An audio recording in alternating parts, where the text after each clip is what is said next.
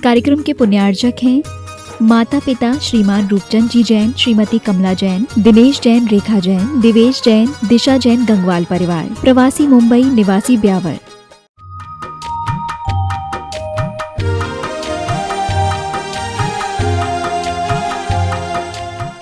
लक्ष्मी मिले मिलन हो, मम हो विवाह, मूढ़ात्म को विषय की दिन रेन चाहे, ज्ञानी वसी विमल मानस आत्मवादी, मूढ़ात्म सादृश नहीं पर अप्रमादी। यहाँ पर मूढ़ात्मा जो होता है वो 4 विशेषणों से युक्त होता है, और जो ज्ञानी होता है वो भी 4 विशेषणों से युक्त है। वो मूढ़ात्मा जो क्या क्या चाहता है, लक्ष्मी यानी धन चाहता है, इच्छाएं उसकी अनंत होती है, विवाह करना चाहता है, एवं विषय भोगों को बार बार उधर ही भागना चाहता है, विषय भोगों की तरफ भोगना चाहता है। ज्ञानी के 4 विशेषण आचार्य श्री जी ने बताए। जो इंद्रियों को वश में करे सो ज्ञानी वशी, फिर मन को पवित्र करे विमल मानस, फिर आत्मदृष्टि, यहाँ पे आत्मवादी, अभी पढ़ के आए ना, वाद भी 2 प्रकार का है, बाहर का नहीं, आत्मा से संबंधित वाद कर लो कल्याण हो जाएगा, और अप्रमादी बन जाओ तो ज्ञानी हो जाएंगे। कल की कारिका बहुत अच्छी कि आत्मज्ञानी हमेशा शरीर और स्वर्ग के जो भोग होते हैं, विषयों के जो इंद्रियों के जो भोग होते हैं, उन्हीं को भोगने में आनंद मानता है, जबकि जो ज्ञानी होता है, आत्मज्ञानी, इनसे दूर रहता है, और जो शरीर को अपना मानता है, देह को चाहने वाला है, वह हमेशा इनसे लिप्त रहता है। लेकिन क्या कहें, स्वर्ग के भोगों को तो चाहता है। स्वर्ग के लड्डू कभी खाए आप लोगों ने? हाँ, अमृतोपम रहता है, अमृतोपम वह लड्डू होते हैं। सुनो, स्वर्ग में लड्डू भले ही नहीं हो, लेकिन स्वर्ग के देवता को भी यदि तट यानी छाछ पीना है तो नीचे आना पड़ता है। वहाँ पर अमृत पीने वाला भी छाछ पीने आ रहा है, ऐसा मत समझो वो लड्डू नहीं खाता है, लड्डू तो खाता है। वहाँ के लड्डू जैसे ही हैं। एक बार ऐसा हुआ, जब बोल ही रही है तो बहुत अच्छा, कि एक कामधेनु यहाँ धरती पर आई स्वर्ग से, और देखा कि लोग उसके दूध दूह रहे हैं, अमृत के समान उसका दूध था। तो वह कामधेनु, ये पंचतंत्र की कहानी है, पंचतंत्र में आता है कि वह कामधेनु कहती है, आपने कभी, ये तो दूध देखा अभी, तो कभी लड्डू खाया स्वर्ग का? वो लड्डू तो नहीं खाया, तो खाना चाहते हो? हाँ, बस जो चाह जग गई वही हो गया। अब बस तो कैसे खा सकते हैं? कुछ नहीं, मैं तो रोज जाती हूँ स्वर्ग, आप मेरी पूंछ पकड़ लेना और उसके सहारे चले जाना। अब वो जो किसान था वो बोल दिया कि हम पूंछ पकड़ लेंगे। अब उसने अपने मित्र को बताया, मित्र से कहा, क्यों स्वर्ग चलना है लड्डू खाने? बोले हाँ चलेंगे, कामधेनु लेके जा रही है। तो अब वो बोले कैसे चलेंगे? बोले बस वहीं पकड़ लेंगे। तो बोले मैं पूंछ पकड़ लूँगा, तुम मेरी टांग पकड़ लेना। अब ये दोनों को लेकर वो उड़ी, और उड़ी तो स्वर्ग में अपना जा रही है। इधर उस दूसरे जो खुरापाती था ना, क्योंकि आदमी का मस्तिष्क ऐसा ही होता है, विगत कारिकाओं में आप लोगों ने देखा होगा कि ये चाह जो होता है ना, वह मिटती नहीं, और उसके अंदर में कुछ न कुछ चलता ही रहता है। वो विचार ऐसे आते हैं कि बार बार उन्हीं टूटी चप्पल और सड़े टमाटर का विचार आएगा ही। अपन ने स्वर्ग का लड्डू देखा नहीं, स्वर्ग का लड्डू कितना बड़ा होता होगा, स्वर्ग का लड्डू कितना बड़ा होता होगा। अब वो नीचे वाले का मन कर रहा है, अब वो ऊपर वाले से कैसे पूछे? अब पूछेंगे तो भैया क्या बताएगा, लेकिन फिर भी चलो पूछ ही लेते हैं। उसने पूछा क्यों, स्वर्ग का लड्डू कितना बड़ा होता है? वो किसान था, अब इतना ज़्यादा कुछ नहीं, बोले इतना बड़ा। यही स्थिति होती है कि आदमी को कुछ नहीं मिल पाता और धड़ाम से नीचे आ जाता है। कल भी चाह के अंदर वह कुछ चाहिए तो चाह में कचरा ही हाथ लगेगा उसको, और कुछ नहीं। वह चाह मुझे तो कुछ चाहिए, वो बोल रहा है भैया इतना ले ले इतना ले ले, नहीं ले पा रहा, हमें तो कुछ चाहिए। अब कुछ के चक्कर में वो कचरा तुम ले ले और पानी मुझे दे दे। कल वाली जो कहानी थी, अभी उसका विस्तार नहीं कर रहे, इतना ही है। तो आज की कारिका भी बहुत अच्छी कि संसारी भंडार क्यों और सिद्ध मुक्त क्यों। जो आज की कारिका है पृष्ठ क्रमांक 67 पे आपके 43 नंबर की बहुत अच्छी कारिका कि बंधन और मुक्ति का कारण क्या है। हमसे मत पूछो, आचार्य पूज्यपाद स्वामी से अपन सब मिलकर पूछते हैं, वो इसका जवाब इस कारिका के माध्यम से दे रहे हैं। आपको भी बंधन से, अपन को बंधन से मुक्ति चाहिए तो यहाँ फार्मूला भी बता रहे हैं। 43 नंबर की इस कारिका को अपन देखते हैं। परत्राहमति स्वस्मात्, परत्राहमति स्वस्मात् च्युतो बध्नात्य संशयम् स्वस्मिन् हमतिश्च्युत्वा परस्मान् मुच्यते बुधै। बहुत बढ़िया। परत्राहमति, परत्रामति किसे कहते हैं? पर विषयों में जो अपनी मति, अहंकार बुद्धि, अहम मति जिसकी होती है उसको बोलते हैं परत्राहमति। परत्राहमति यह शब्द बहुत अच्छा कि पर विषयों में जो हमेशा अपनेपन की बुद्धि रखे उसको कहते हैं परत्राहमति। वह परत्राहमति स्वस्मात् अपने स्वरूप से च्युत है, च्युत होकर, दूर होकर, असंशयम निश्चित ही, कोई संशय नहीं है, वो तो निश्चित रूप से अब तो डूबेगा ही डूबेगा, ऐसा तो निश्चित ही बदनाती बंध को प्राप्त होता है। और मुक्ति का क्या बता रहे? स्वस्मिन अपने आप में अहमति, अपनेपन की बुद्धि रखने वाला, परस्मात् पर द्रव्यों से, च्युत्वा जो छूट कर वह ज्ञानी बुध है, मुच्यते मुक्त हो जाता है। यानी जो पर विषयों में अहमति रखे, अहंकार बुद्धि रखे, वह क्या करता है? निश्चित ही बंध को प्राप्त होता है। और जो अपने आप से, अपने आप में जो रत रहे, उसमें ही बुद्धि रखे, वह पर द्रव्य से छूटकर मुक्ति को प्राप्त कर लेता है। हम तो अभी फेविकोल का जोड़ है, छूटेगा नहीं महाराज, बड़ा मजबूत है। सुन रहे हो? स्वाध्याय प्रेमी बैठे हुए हैं। हाँ, धीरे धीरे, बस कुछ नहीं हो गया, जिम्मेदारी पूरी, न जाने कब जीवन का अंत हो जाए, इसलिए जाएं। गुरुदेव चोटा कब तक लगाते रहेंगे? अब तो हम खुद करपात्री बनना चाहते हैं, ऐसा निवेदन कर दो, अपना कल्याण हो जाएगा। हाँ, अपना कल्याण हो जाएगा। कब तक यही बनाकर, इसमें पाप नहीं है, लेकिन स्वयं आप पदयात्री और करपात्री बने, ऐसी भी भावना अपन को। तू जो बंधन में पड़ा, इसका दोषी कौन?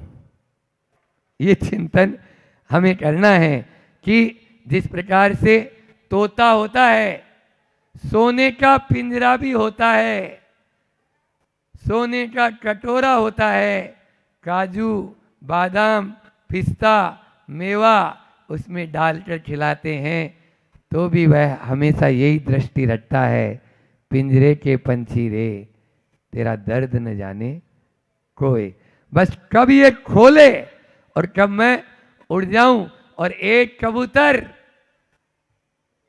थोड़ी सी ज्वार फेंक देते हैं, हुर्र उड़ के आके वहाँ बैठ जाते हैं, चुड़ने लग जाते हैं।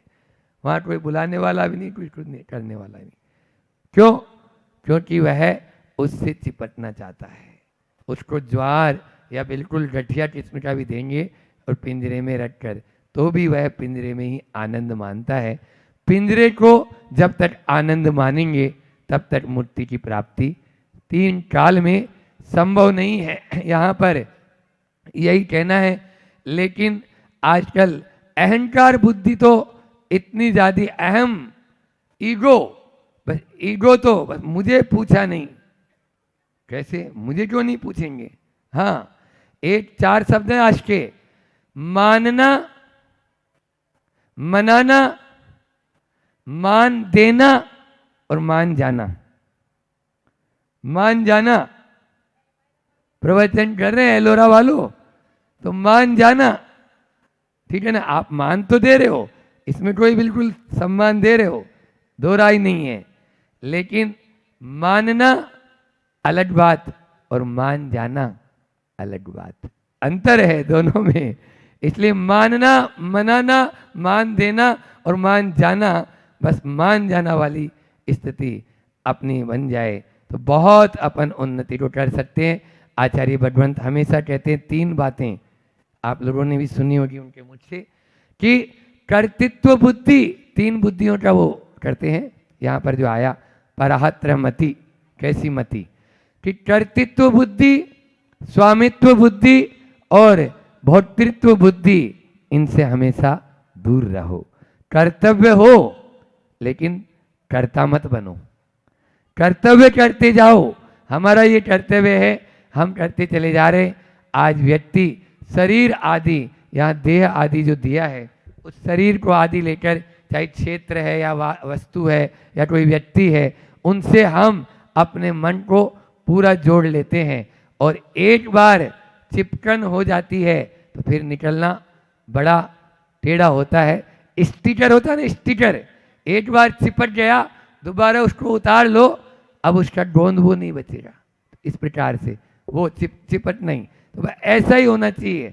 स्टिकर जैसे अपना गोंद के, उस गोंद को खत्म ही कर दो, चिपके ही नहीं। हाँ, तो अपना भी अपने भीतर में अपन आ जाएंगे। लेकिन आजकल तो उचित सम्मान भी नहीं मिले तो भी पीड़ा होती है। अभी मैंने बोला था ईगो, एक बार ऐसा हुआ, एक सास मंदिर से जा रही थी। अब मंदिर से गई, दरवाजे पर एक भिखारी लौटता हुआ मिला। उसने पूछा क्यों, क्या हुआ? बोले नहीं, यहाँ कुछ भी नहीं मिला, मैंने बात की, मांगा था लेकिन नहीं मिला। नहीं नहीं, मेरे साथ चलो। वो सास लेकर उसको चली गई। अब वो खड़ा रहा काफ़ी देर तक, भिक्षाम देही करता रहा, लेकिन कोई अंदर से नहीं। थोड़ी देर में सास आई, चलो चलो आगे चलो, यहाँ कुछ नहीं। अरे ये बात तो तुम्हारी बहू ने ही बोल दिया था, फिर अब तुम बोल रही हो। बोले बहू कौन होती है? मकान की मालकिन मैं हूं। बहू मना भी करूंगी तो मैं मना करूंगी ना, वो कैसे मना कर सकती है? ये है अहमति, अहंकार बुद्धि, परत्र अहमति, एक शब्द आए ना यहाँ पे। तो पराये में अहंकार बुद्धि, मना भी करूंगी तो मैं करूंगी। आज के इंसान की यही स्थिति हो रही है।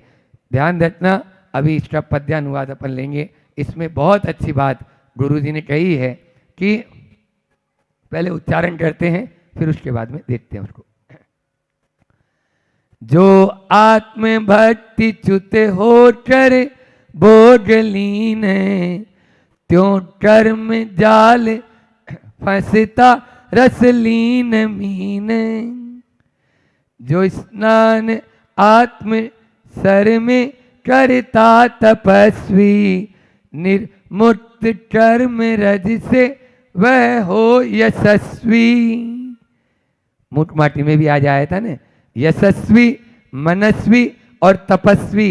यहाँ पर भी वही एक साथ चल रहे हैं ये सब, मूलाचार, मुख माटी और समाधि तंत्र आदि में, क्योंकि बातें तो वही है, घूम फिर कर वहीं पे आना है। केंद्र बिंदु आत्मा को बनाकर ध्यान करे निर्जन वन में, गुरु ध्यान लगाए खड़गासन में, गुरु ध्यान लगाए खड़गासन में। बस केंद्र बिंदु क्या है? केंद्र बिंदु है आत्मा। यहाँ पर भी वही, जो आत्म भक्ति से च्युत होकर, ध्यान रखना, जो भक्ति के अंदर डूब जाएगा वो मुक्ति को पालेगा, और जो भक्ति को छोड़कर आगे आया इसमें च्युत होकर भोगों में लीन हो जाएगा, तो भोग तो भवरोग देने वाले हैं, भवरोग से ग्रसित हो जाएगा। इसलिए आप चाहते हो रोगी होना तो बन जाओ भोगी, और आप चाहते हो मुक्त होना तो बन जाओ योगी। एक तरफ है भोगी या रोगी और एक तरफ है आपके लिए Yogi. What do you want? Everything. जो आप चाहते हैं वही आपके लिए मिल जाएगा। बस भावना में यदि संसार बसता है तो उद्धार कैसे होगा? भावना में यदि संसार बसता है तो उद्धार कैसे होगा? 3 काल में उद्धार नहीं हो सकता। यहाँ पर भी गुरुदेव यही बात कह रहे हैं कि आत्मभक्ति से जो च्युत होकर भोगों में लवलीन हो जाता है, त्यों कर्म जाल फंसता रसलीन मीन। जीव कांड में एक कारिका आती है, कुछ दिन पहले हमने बताया था, आप लोगों से पूछ लेते हैं कि स्पर्शन इंद्रिय में किसने प्राण गंवाए? हाथी ने। बहुत अच्छा। फिर रसना इंद्रिय ने, रसना इंद्रिय यहीं पे लिखा हुआ है, हाँ, मीन जो आचार्य जी ने लिया है जहां से उदाहरण, और जीवकांड का है ये। और फिर घ्राणेन्द्रिय भंवरा, और चक्षु इंद्रिय पतंगा, और कर्ण इंद्रिय हिरण।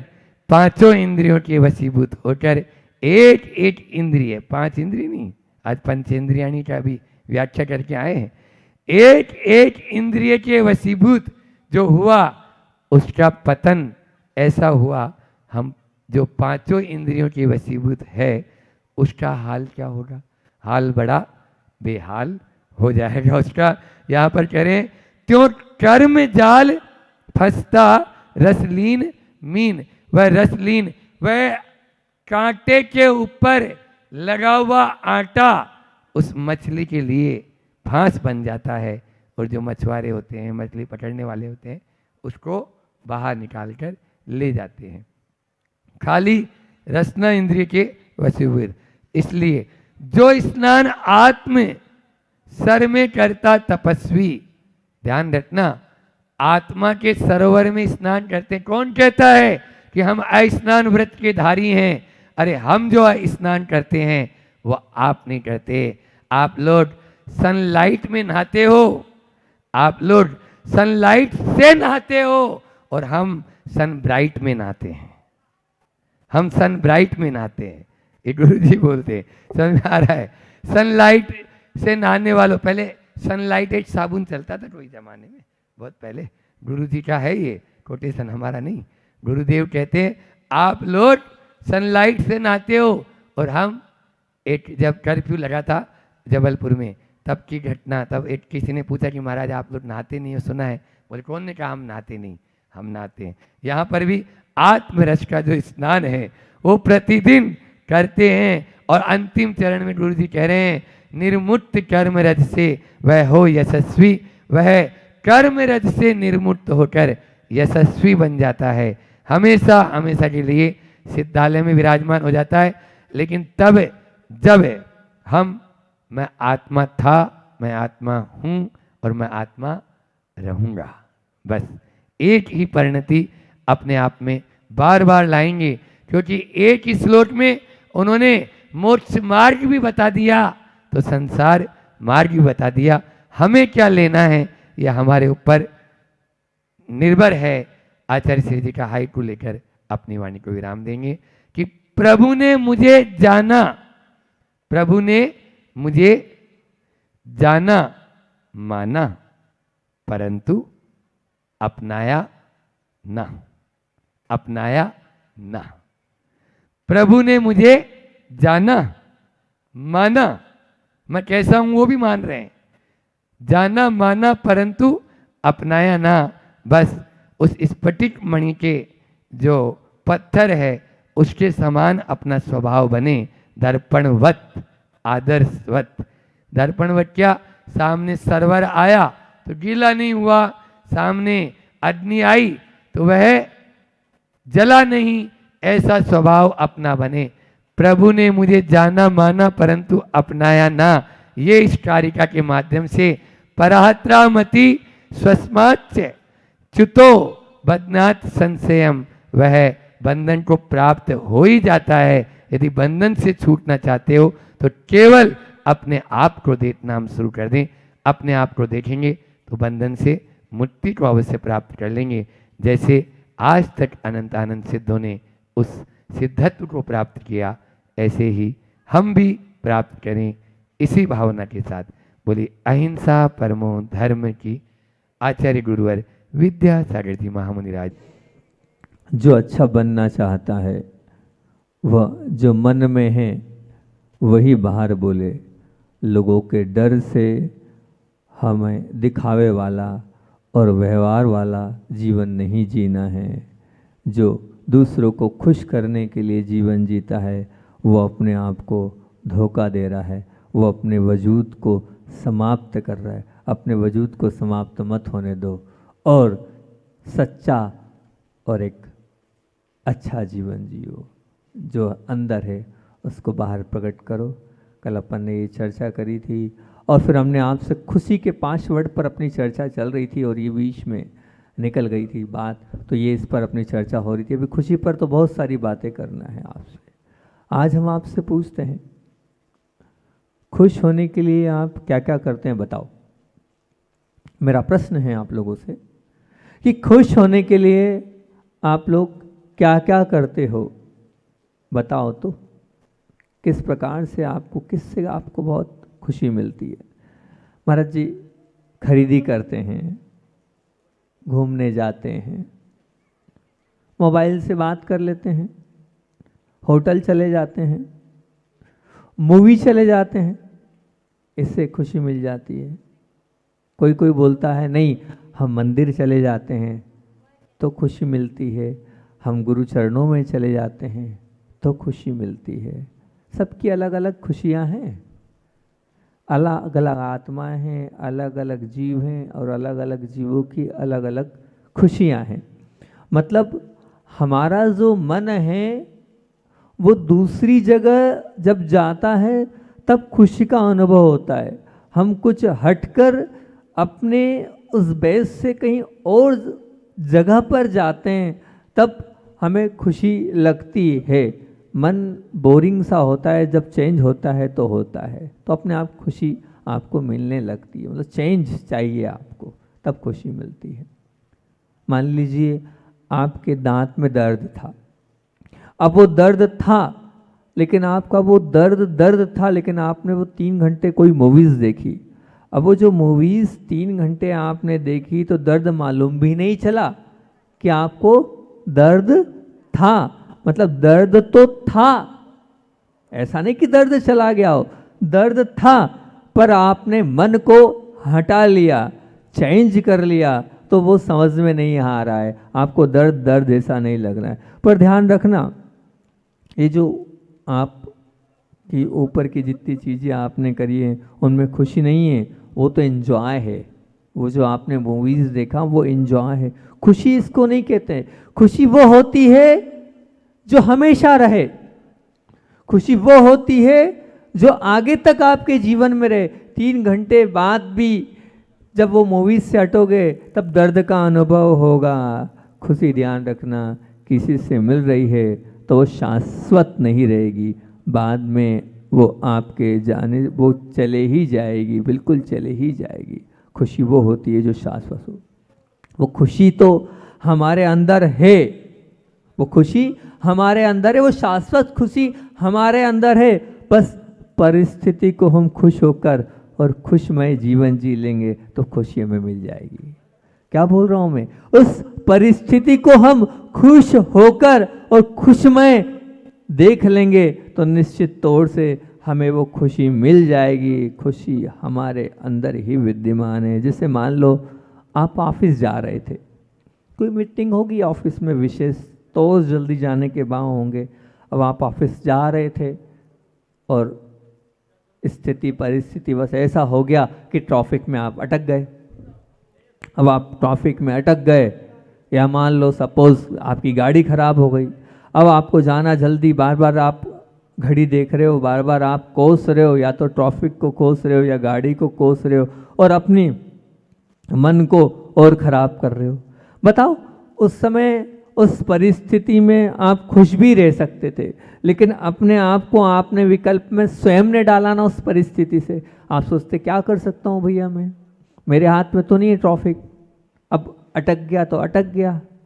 अब ये एक अच्छी सोच थी अपने आप को, अपनी प्रसन्नता को बनाए रखने की, अपनी खुशी को बरकरार रखने की, लेकिन क्या किया आपने? आपने कोसा ट्रैफिक वाले को, कोसा आगे आजू बाजू वाले को टोसा। आपने गाड़ी खराब हो गई तो गाड़ी के लिए आपने मन में संकल्प विकल्प किया और अपने परिणामों को खराब किया। वो क्या कारण था? तो खुशी तो थी आपकी, आपके पास थी, लेकिन आपने खुशी को खत्म कर दिया। मतलब हमारी जो खुशी है, उस खुशी के विषय में अगर मैं चर्चा करूं तो खुशी 3 बातों पर आधारित है। सबसे पहली है पास्ट, दूसरा है वातावरण, और तीसरा है हमारे आसपास की लोग। पास्ट से तात्पर्य ये है, मान लीजिए आपके साथ पूर्व में कुछ घट गया, पूर्व में कुछ ऐसा हो गया। अब वो हुआ तो है और हो गया है और निकल भी गया है, लेकिन उस पास्ट को लेकर अगर आप बैठे रहेंगे और बार बार वही वही वही वही अगर चलता रहेगा, तो बताओ आप खुश रह सकते हो क्या? नहीं रह सकते। जो हो गया सो हो गया। अरे आया और निकालो ना, काय को विकल्प करते हो, काय को संकल्प करते हो, काय को अपने मन को खराब करते हो? लेकिन करते हैं हम वो पास्ट नहीं भूलते हैं। हम अपने पास्ट को नहीं भूलने के कारण हमारे वर्तमान को हम दुख में और कष्ट में ला रहे। नहीं, बिल्कुल नहीं।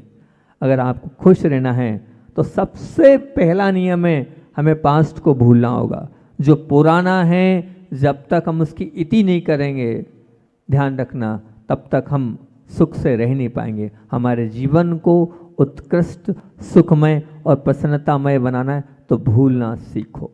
आया और गया, ये अपने जीवन का सूत्र बनाओ।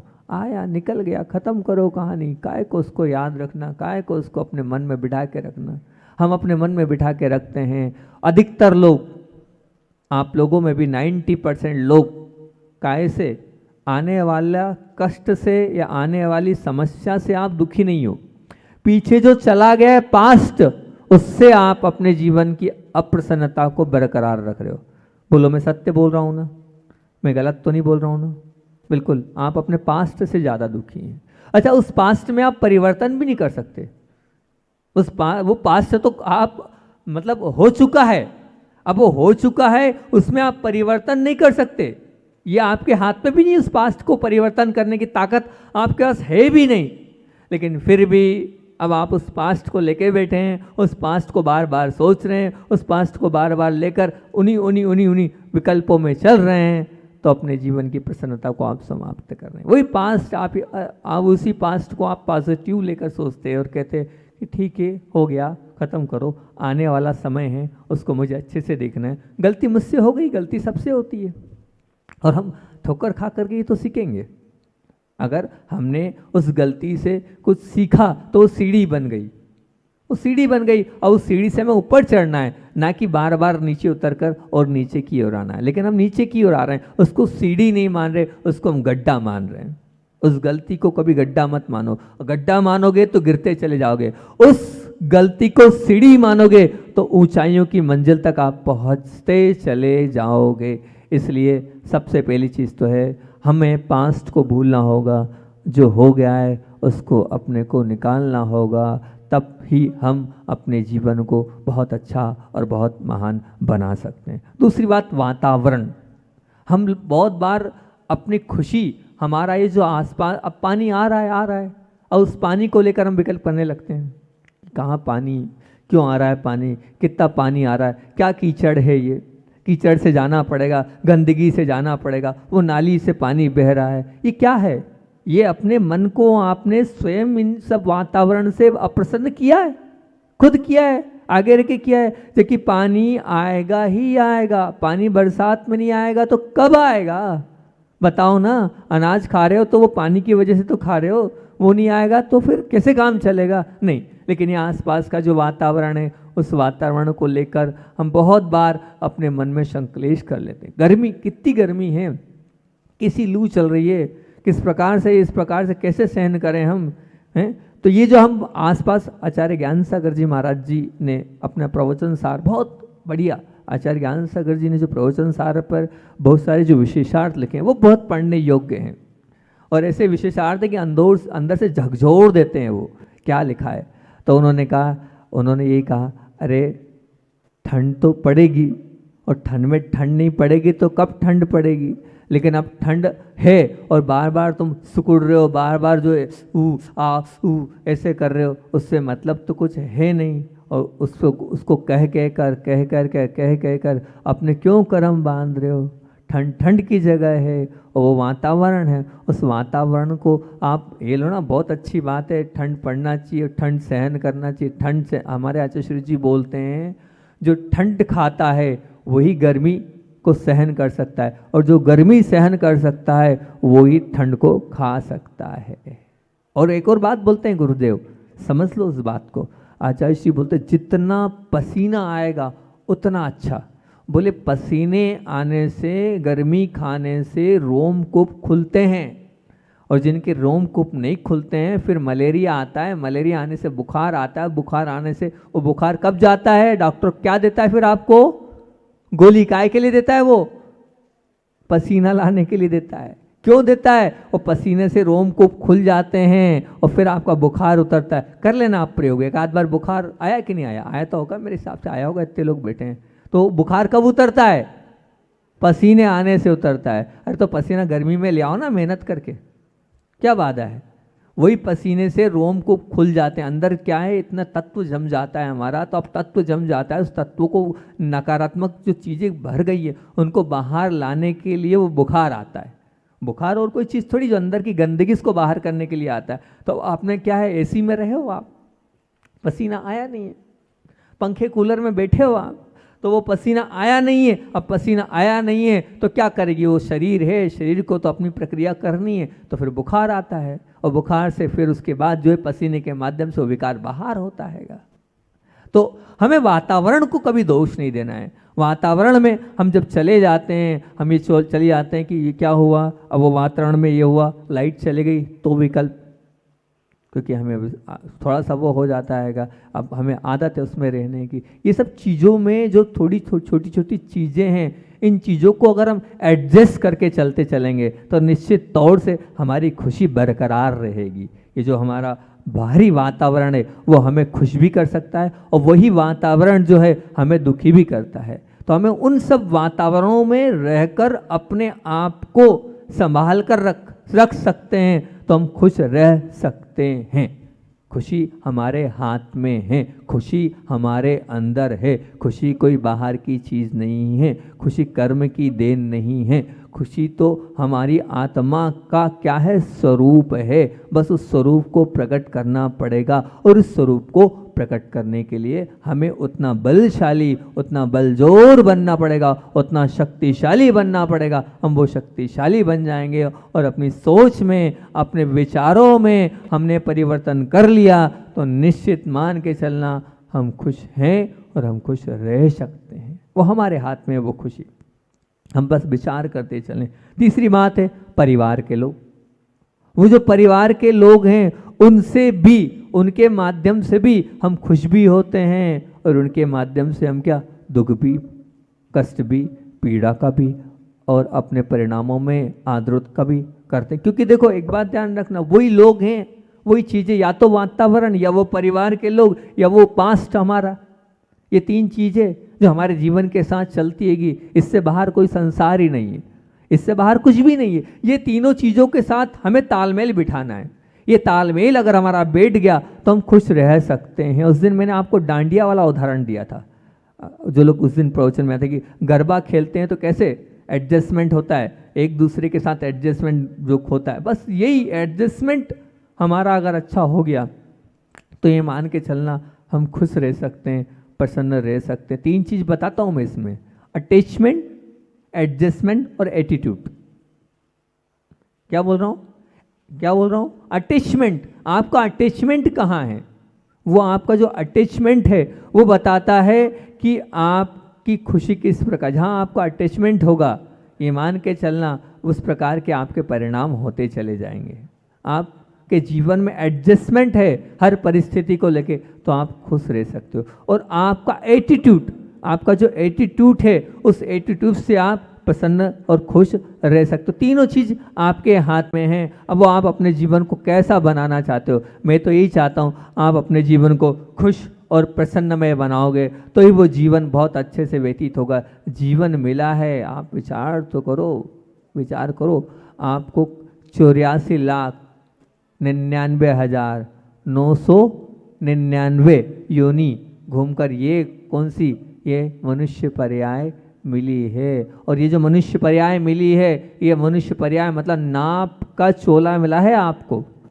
नाप का चोला से मतलब क्या, ये जो चोला है ये नाप का इसलिए कि इसी चोले के माध्यम से, इसी नाप के चोले के माध्यम से, ये बिल्कुल उसी के माध्यम से आपका कल्याण होना। जब नाप का चोला मिला है तो इस नाप के चोले में फिर क्यों हम खुश नहीं हैं, क्यों हम प्रसन्न नहीं हैं? हमारे हाथ में प्रसन्नता है। हम दूसरों की अपेक्षा रखते हैं।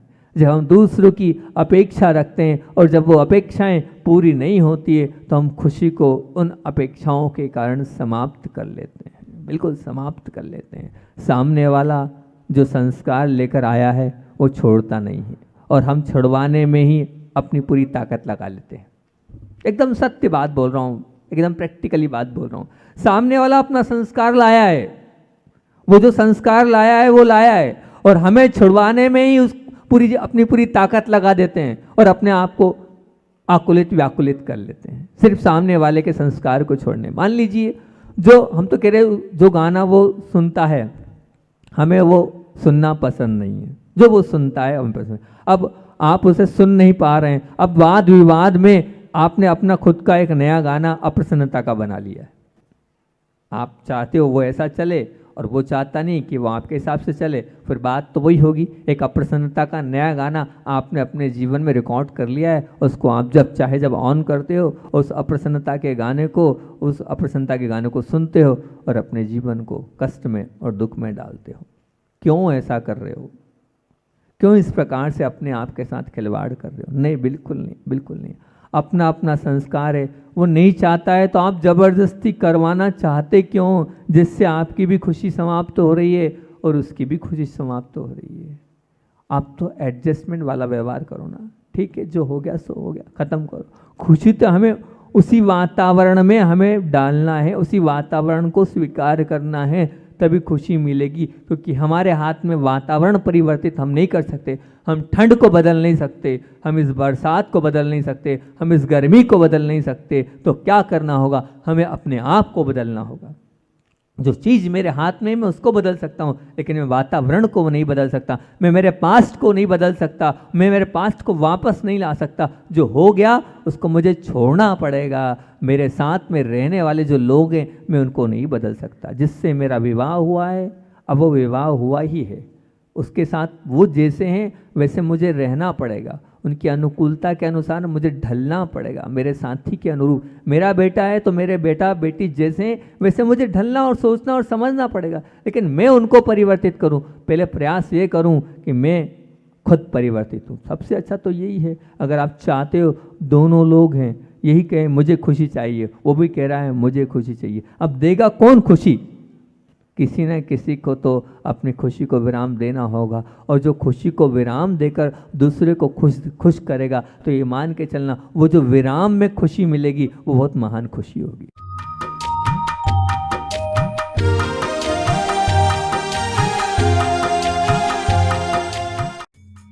इस कार्यक्रम के पुण्यार्चक थे माता पिता श्रीमान रूपचंद जी जैन, श्रीमती कमला जैन, दिनेश जैन, रेखा जैन, दिवेश जैन, दिशा जैन, गंगवाल परिवार।